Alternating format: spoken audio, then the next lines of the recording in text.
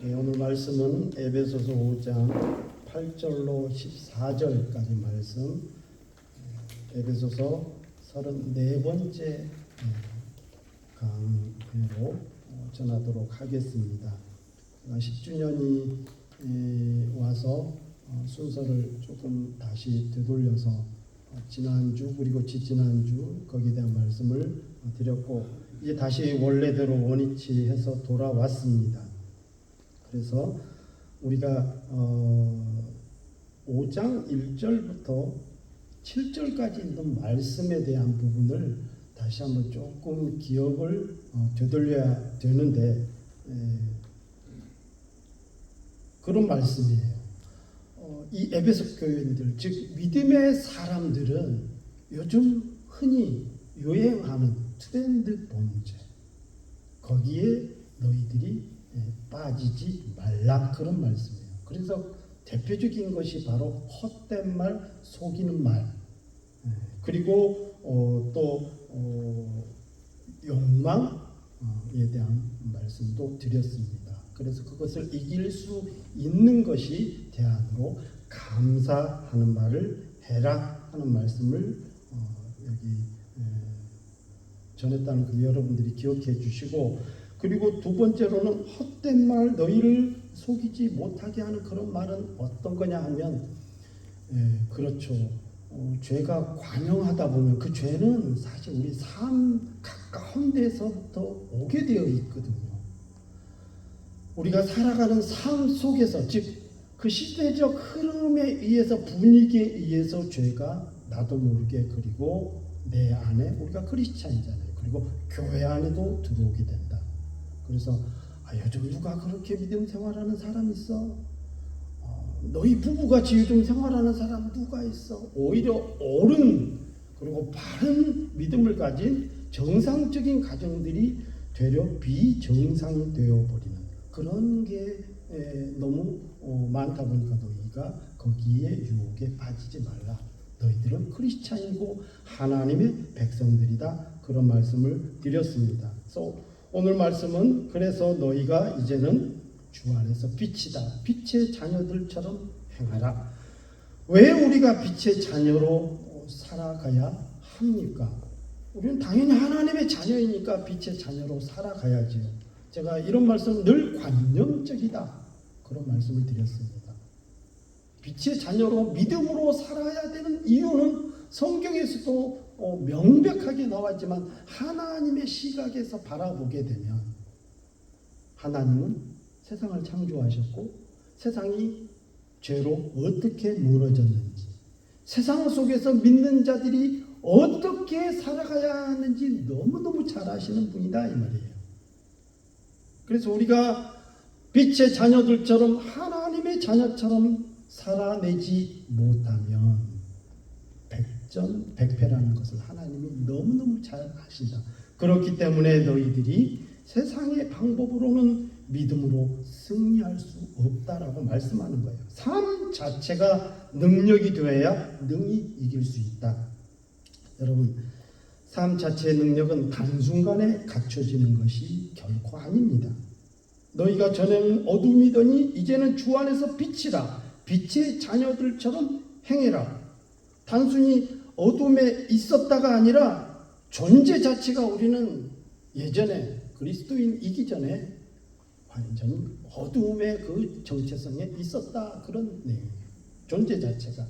그러나 우리는, 그렇죠, 10년 전에 예수를 믿었을 수 있고, 혹은 나면서 예수를 믿을 수도 있고, 혹은 5년 전에 주님을 영접하여 믿음을 가지고 살았을 수 있습니다. 그러나 공이 다 공통적으로, 그 양은 조금씩 차이가 있지만 여전히 죄악이 내재해 있고 옛 모습이 있다. 우리는 늘 그것을 인정하고 살아야 합니다. 그렇기 때문에 너희 존재 자체가 어둠 속에, 그 영역에 속해 있었지만 이제는 확연하게 누가 봐도 너희는 주 안에서 빛이다. 빛 가운데 있다가 아니라 빛 자체가 되었다. 빛이라 그랬어요. 너희는 빛이라. 그러니까 빛 자체가 되었다. 강력한 표현이죠. 그러므로 신분에 맞는 삶을 살라는 명령입니다. 정체성에 맞는 행동으로 이어지는 구조죠. 그리고 구절에 보면 그러한 빛된 자녀로서의 삶에 나타나는 열매에 대한 부분을 세 가지로 말씀하고 있는데, 첫 번째로는 모든 착함, 두 번째로는 의로움, 세 번째로는 진실함입니다. 착한 건 뭡니까? 너무 어렵게 생각하지 마십시다. 타인을 위한 적극적인 선을 의미하는 거예요. 그리고 의로움이라고 하는 것은 하나님의 기준에 맞는 올바른 행동이 의예요. 그리고 진실하는 것은 말 그대로 거짓이 없는. 여러분, 빛은 어떤 감정이 아닙니다. 빛으로 살아간다는 것은 삶의 열매로 나온다, 이런 말씀을 드려요. 여러분, 착함에 대한 부분이 교회에서 요즘 우리가 복음을 받아들이고 믿음 생활을 하는 데 있어서 교회에서 메시지를 전할 때 우리는 착하게 살아야 됩니다, 단순히 이런 메시지를 많이 못 들어요. 왜냐하면 너무 도덕주의, 윤리주의로 빠지는 것 아닌가? 사실은 정말 복음으로 이것을 풀어내고 이해를 하면 정말 크리스찬들은 100% 착함으로 바뀌어야 되는 것이에요. 착하게 살아라가 아닙니다. 제가 조금 전에도 얘기했지만 빛이라고 하는 것은 감정적이나 어떤 그런 요소에 의해서가 아니라 존재 자체가 너희는 빛이 되었다는 거예요. 너희는 이미 하나님의 자녀가 되었기 때문에 착하게 사는 것은 당연하다는 거예요. 착하게 사는 것은 내가 어둠의 그 세계 속에서 어둠의 존재인 상태에서 착함을 좀 노력하는 그런 차원이 바로 윤리주의고 도덕주의에 빠지는 겁니다. 그런 거는 다른 종교에서도 얼마든지 말을 많이 하고 있어요. 그래서 착함에 대한, 선에 대해서 성경은 무수하게 강조하고 많이 말씀하고 아주 결정적으로도 많이 표현하고 있어요. 오늘 말씀도 빛의 열매로 첫 번째로 모든 착함이에요. 굿니스거든요. 굿니스는 영어에서 굉장히 편한 단어입니다. 좋은 행동, 말, 혹은 내 행동, 표현, 어려운 사람을 돕고 친절하게 말하고, 제가 크리스찬들의 나타나는 그리고 우리가 서로 사람 간의 관계에 있어서 누가 좋은 사람이냐, 혹은 어떤 사람을 가까이 하고 싶냐, 뭐 그런 걸 얘기할 때 거의 90% 이상이 말에 의해서 좌우된다 말씀을 드렸죠. 말은 굉장히 중요합니다. 성경에서도 말을 엄청나게 많이 하고 있고, 또 하나님께서 이 세상을 창조하신 것도 말입니다. 말씀으로 창조하셨어요. 그리고 하나님 자체도 말씀, 말이시고요. 얼마나 중요합니까? 그만큼 이 언어, 말은 우리 삶에 있어서, 크리스찬들에게 있어서 첫 번째가 되는 착함의 요소 가운데 하나예요. 여러분, 에베소서 우리가 지금 강해를 지금 거의 1년 가까이 하고 있습니다. 에베소서 2장을 우리가 예전에 살펴보았지만 여러분 한번 기억해 보세요. 우리는 그가 만드신 바라. 저 여러분들은 하나님 우리를 만드셨대요. 뭐 때문에요? 그리스도 예수 안에서 선한 일을 위하여 지으심을 받은 자니. 착한 일, 굿니스예요. 이 일은 하나님이 전에 예비하사 우리로 그 가운데서 행하게 하려 하심이니라. 어떤 다른 증명이 필요가 없습니다. 크리스찬들, 이 말씀을 하기 전에 1장 내내 너희는 창세전부터, 영원전부터 내가 너희를 선택했고 예정했고 하나님의 자녀로 삼았다. 너희는 내 것이다. 그리스도 안에서, 예수 안에서 예수님의 십자가의 그 희생으로 너희는 내 자녀가 됐어. 그 이유가 뭔지 알아? 세상 속에서 이 빛된 삶, 착한 선한 일을 하기 위해 지었다. 그런 말씀을 했어요. 마태복음 5장, 6장, 7장, 여러분 잘 아시다시피 복음 중에 복음, 산상설교 가운데 5장은 뭡니까? 팔복을 얘기하고, 그 팔복은 5장, 6장, 7장을 풀어나가는 가장 키적인 핵심 복음이거든요. 그 복음을 한마디로 요약한 것이 뭐냐면 13절부터 17, 18절까지예요. 너는 세상의 빛이라, 너희는 세상의 소금이라. 그러면서 빛이라는 말씀으로 마무리하면서 하신 말씀이 너희는 세상의 빛이라, 이같이 너희 빛이 사람 앞에 비치게 하여 그들로 너희 착한 행실을 보고 하늘에 계신 너희 아버지께 영광. 그러니까 착한 행실 안 하면 사람들이 손가락질한다는 거예요. 영광 돌리지 않고. 그렇죠, 맞아? 하나님 믿는 사람은 그렇게 해야 돼. 종교를 갖는 사람이 이렇게 된다는 거예요. 쓸데없어 밖에 버려서 사람들에게 밟힐 뿐이니라. 그러면 지금 그러고 있잖아요. 크리스찬들은 영향력을 행사하는 사람들이 아닙니다. 그 선한 영향력이라는 것은 어떤 우리 눈에 보이거나 우리가 느껴지게 그런 것이 아니에요. 죽어지는 거지. 헌신하고 희생하는 거지. 예. 로마서 12장 17절에도 아무에게도 악을 악으로 갚지 말고 모든 사람 앞에서 선한 일을 도모하라. 할 수 있거든요. 너희로 서로 모든 사람과 더불어 화목하라. 로마서 13장 1절로 3절까지 보면 선을 행하라. 디모데전서 6장 18절로 19절 말씀 보세요. 아주 충격적인 말씀이에요. 선을 행하고 선한 사업을 많이 하고, 반복해서 지금 강조하고 있잖아요. 선을 행하고 선한 사업을 많이 하고 나누어 주기를 좋아하며 너그러운 자가 되게 하라. 이것이 장래에 자기를 위하여 좋은 터를 쌓아 참된 생명을 취하는 것이다. 여러분, 우리가 착한 행실하는 것이, 선한 행동하는 것이 많은 사람들을 생명을 구원하는 길목으로 사용한다는 거예요. 단순히 우리가 착한 일을 합시다, 선한 사람이 되어 합시다, 그런 차원이 아니라 우리는 이미 그런 존재의 사람이라는 우리가 선입견 혹은 이미 선포가 되어 있다 이 말이에요. 존재 자체가 너희는 세상에 빛이라. 그렇기 때문에 빛된 자녀처럼 행해라. 빛의 열매는 모든 착함이다, 의로움이다, 진실함이다. 의로움은 하나님이 기준이거든요.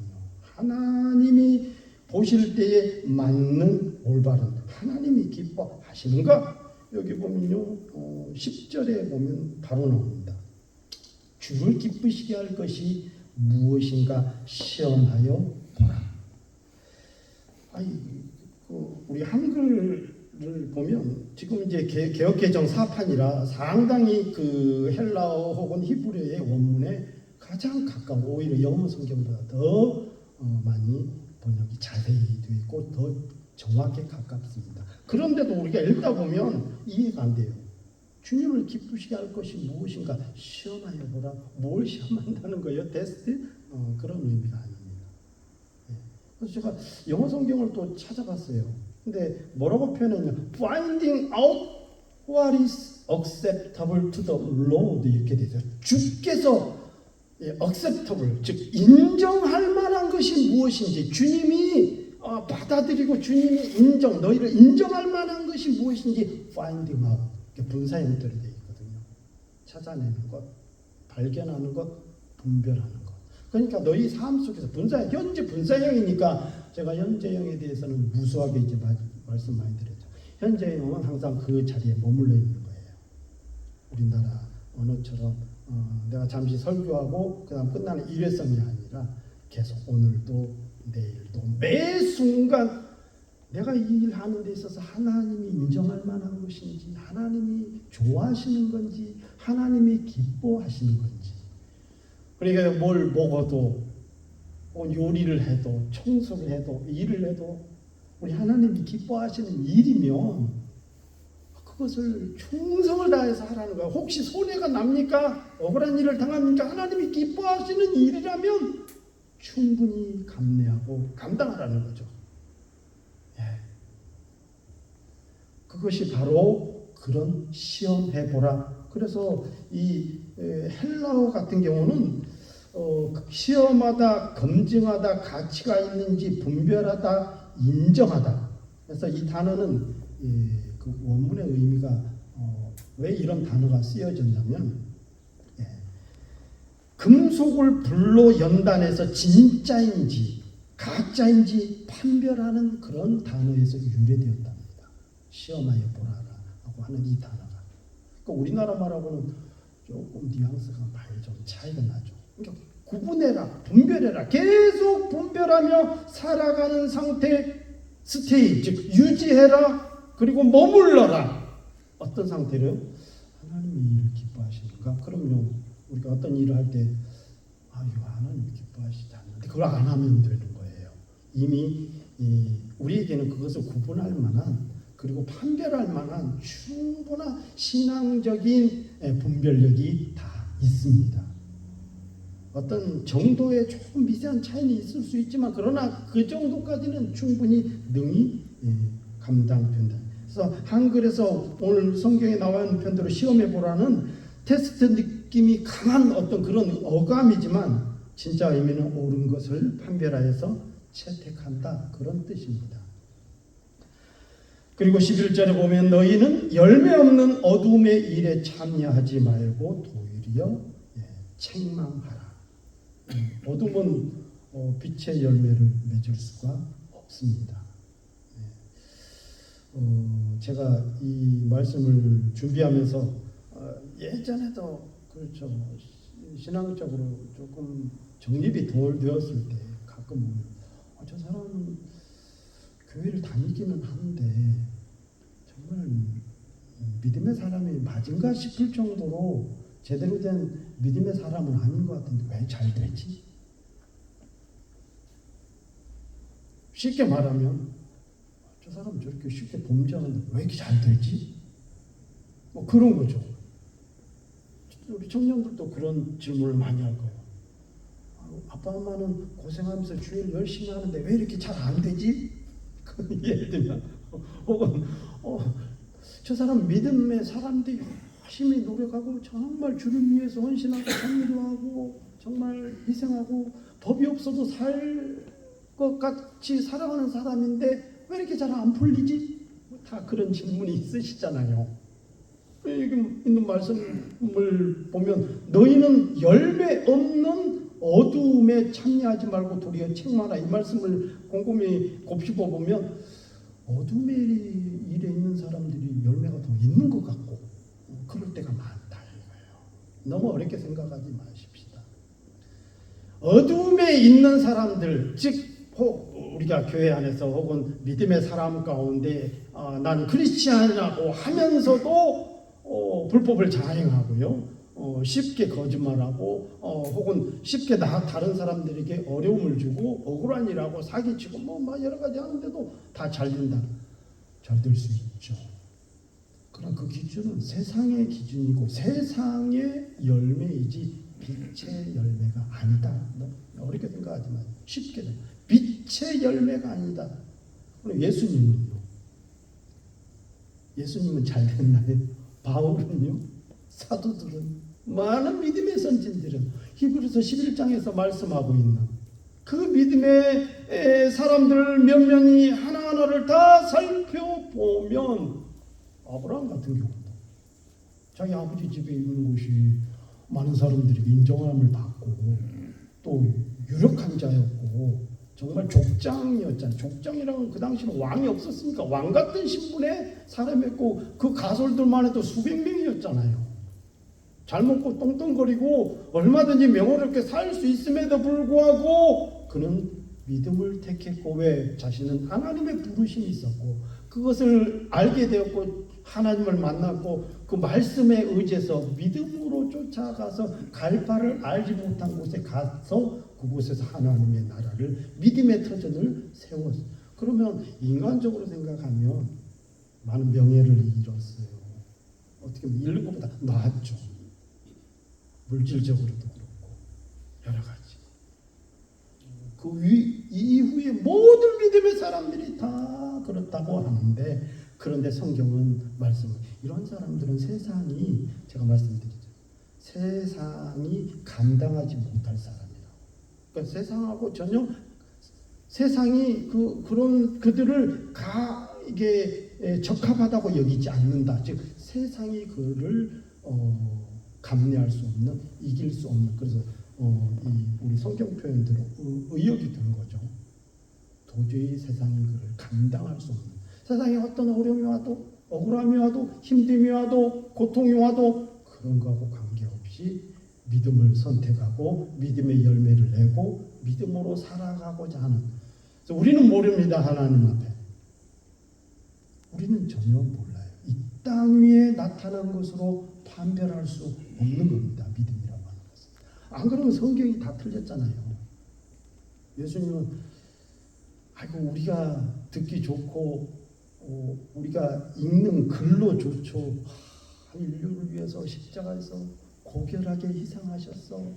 만약에 그것을 우리 눈으로 직접 본다고 생각해 보세요. 왜 그 사람들이 아이고 왜 저 사람도 어쩔 수 없는 저주받은 인생인가 보다 그러지 않겠어요. 채찍에 맞고 피 흘리고 침뱉음을 받고 창에 찔리고 못에 박히고 처절하게 피 흘려서 십자가에서 죽으셨는데 우리 하나님은 그를 의의 열매로 받으셨다. 이게 이해가 되냐 이 말이에요. 그래서 우리는 세상의 기준으로 자꾸 열매가 있다. 저 사람은 믿음으로 사는데 나는 열매가 없는데 왜 저 사람, 그것은 세상의 기준이라 이 말이에요. 우리에게 맡겨진 일에 있어서 다른 사람들이 볼 때는 안 됐다 싶은 것이 오히려 하나님 보실 때에는 가장 고결하고 아름다운 열매인지 누가 알겠느냐 이 말이에요. 아무도 모릅니다. 그래서 제가 그랬잖아요. 저희 교회는 적은 교회고 큰 교회는 아니지만 그럼에도 불구하고 하나님이 기뻐하시는 하나님의 빛된 열매를 나타내는 복 있는 교회라는 그 믿음을 가지고 갈 수 있는 힘이 여기에 생기는 것입니다. 아멘 하셔야죠. 네. 여러분들의 이 적은 미자립 교회에서 헌신하고 봉사하는 것도 다른 사람들이 볼 때는 뭐 그렇게 작은 교회 가서 봉사하고 있어. 저렇게 큰 교회에 가서 그래야 뭐 이름도 빛내고 그렇죠. 같은 성가들에도 정말 전문 성악 지휘자가 있고 거기에는 각 파트가 있고 피아니스트가 있고 거기서 쫙 하면 나는 성도가 와 부럽다 멋있다 그럴 수 있지만 여기서 그냥 반주도 없어가지고 꾀꾀거리고 목이 아프고 소리 지르고 그러지만 그럼에도 불구하고 하나님 보실 때 그것이 가장 아름다운 열매인지 누가 알겠느냐 이 말이에요. 네. 바로 너희는 열매 없는 어둠의 일에 참여하지 말고 도리어 책망하라. 책망에 대한 부분도 조금 이따 말씀을 드리도록 하겠습니다. 12절에 보면 그들이 은밀히 행하는 것들은 말하기도 부끄러운 것들이라. 죄는 은밀한 특징을 좋아합니다. 그리고 숨겨져 있을 때 힘을 갖고요. 그러나 책망받은 모든 것은 빛으로 말미암아 드러나나니 드러나는 것마다 빛이니라. 여러분 드러나는 것은 정죄가 목적이 아닙니다. 책망한다 그래서 내가 집사님 그러시면 안 되죠. 목사님 그렇게 행동하시면 안 되죠. 하는 그런 책망이 아니래. 이 빛된 우리 믿음의 사람들이 빛의 자녀로서 빛으로서 그 존재 자체로서 세상 속에서 살아간다는 것 아까 말씀드린 그 열매가 있잖아요. 기준이 착하게 살고 진실하게 손이 나죠. 요즘 누가 그렇게 정직하게 살아? 바보같이 정직하게 살고 이렇게 하나님의 영광을 위해서 살아. 요즘 누가 꼬박꼬박 주의를 지키나? 그럴 수도 있는 거지. 요즘 그렇게 믿음 생활하는 사람 누가 있어? 이거 다 헛된 말이라고 그랬잖아요. 이런데 속으면 안 된다. 굉장히 경계했거든요. 왜? 바울이 에베소 교회가 그랬어요. 에베소 지역 자체가 그랬습니다. 헬레니즘의 문화에 꽃을 피웠고 신전 안에 음탕한 일들이 벌어지고 음욕이 벌어지는 신전 안에서 그 정도로 타락이 됐으니까 당연히 지금 요즘 트렌드 같은 범죄인 거예요. 교회 안에서도 그런 범죄에 대해서 묵인하고 허용하고 쉽게 들어오고 그렇게 믿음 생활하는 사람은 없어 하는 거예요.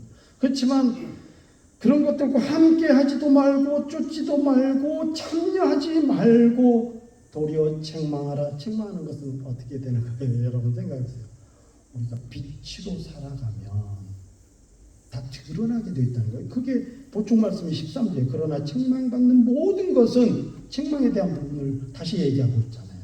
11절 책망하라 그랬는데 13절 그러나 책망받는 모든 것은 빛으로 말미암아 드러나나니 드러나는 것마다 빛이니라. 우리가 빛으로 살아가면요 알아요. 사람들이 자신들이 옳지 않다는 걸 다 드러나는 것을 알아요. 말을 안 하는 것뿐이지. 부러워하죠.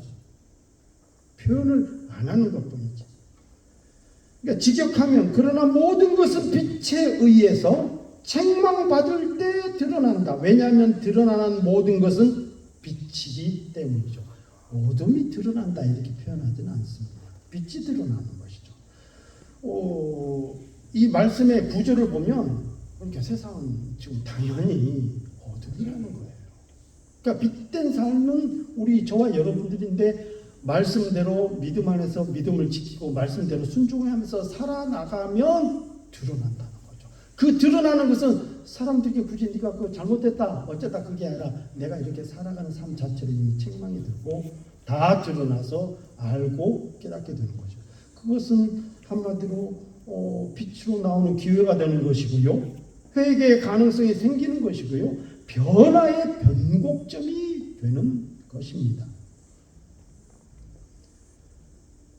그러므로 빛은 정죄의 목적 자체가 아니라 회복의 목적입니다. 너희는 어두움의 일에 참여하지 말고 도리어 책망하라. 그들이 은밀히 행하는 것은 말하기도 부끄럽다. 빛이 비추면 드러납니다. 여러분 말씀을 한번 우리의 삶에 한번 적용해 보십시다. 나는 지금 이 빛처럼 보이려고 살아가고 있는지 아니면 빛이기 때문에 살아가고 있는지 하나님의 자녀처럼 살아가는 것과 그리고 하나님의 자녀이기 때문에 내가 그렇게 사는 것은 다른 부분에서 에너지가 다르다고 그랬잖아요. 그렇게 하려고 하는 것은 매우 힘듭니다. 그러나 내 존재 자체를 내 정체성 자체를 인정하면 거기서부터 엄청나게 힘이 나와요. 우리 청년들이 이제 어렸을 때 지금 다 컸죠. 3살, 4살, 5살 혹은 초등학교 때 아빠만 있으면 힘을 내요. 엄마만 있으면 힘을 내요.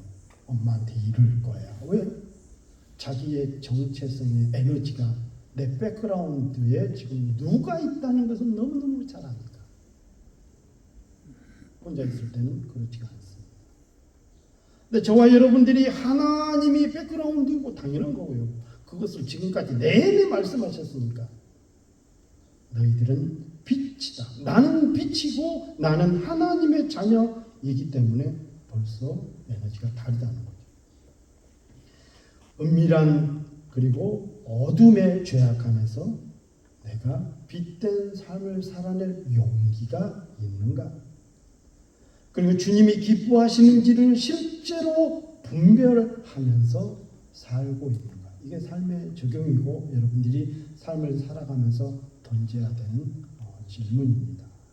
여러분, 왜 우리가 빛으로 살아가야 하는지 하나님이 왜 그 말씀을 다시 또 말씀하시고 그 이전에는 새롭게 살아. 옛 것을 벗어버려라. 혹은 너희들은 거짓을 버려라. 탐욕을 버려라. 계속 하시면서 또 다시 돌아와서 너희는 빛의 자녀야. 빛처럼 살아라 하면서 다시 돌아오냐면 당연히 제가 말씀드린 대로 정체성입니다. 정체성이지만 내 정체성임에도 불구하고 내 속사람은 여전히 어둠의 모습들이 늘 있기 때문에 우리가 삶 속에서 나타나는 삶 그 자체의 능력을 체득화되지 않으면 힘들어요. 그래서 저는 에베소서가 사실은 이 강의하면서 한 몇 달이면 끝날 줄 알았어요. 근데 이 말씀을 제가 벌써 강의 설교를 2번째 할 거예요. 아마 제가 개척하고 한 3주년이나 2주년 때에 했는데 그때는 짧았죠. 지금은 할수록 깊어지고 할수록 그래 이건 나에게 주신 말씀이고 또 부딪히고 왜냐하면 나도 아직도 체득화가 많이 안 돼 있구나. 내적 이 무장이 많이 빈약하구나. 그런 걸 계속 느껴요. 한국에서처럼 기도를 많이 한 것도 아니고 말씀을 많이 읽는 것도 아니고 뉴질랜드에서는 먹고 살기 우리가 일하느라 바쁘고 잠시 틈을 내서 또 취미생활을 하느라고 또 바쁘고 또 뭐에 바쁘고 계속 말로만 또 환경만 그러고 있지 그런 걸 생각하면 거룩해지시는 시간은 토요일밖에 없어요. 토요일하고 주일 말씀 준비하고 예배 준비하고 그러느라고 그런 말씀 준비하다 보면 내 내면이 이렇게 약해 있구나. 삶 속에서 능력이 나온다는데 그래 하나님께서 너는 빛의 자녀야. 너는 너 삶 자체가 빛이라니까 계속 이 말씀을 하시는 겁니다. 여러분 한 주간도 여러분에게 주어진 삶에 있어서 하나님의 자녀로서인 삶으로서 여러분들이 착하게 살아내십시오. 왜? 나는 착하게 살 존재입니다. 진실하게 사십시오. 손해 날 수 있습니다. 나는 진실하게 살아야 되는 존재예요. 하나님이 기뻐하시는 일들을 늘 분별하면서 행하십시다. 왜? 우리는 하나님의 의로운 자녀들이기 때문에. 기도하십시다.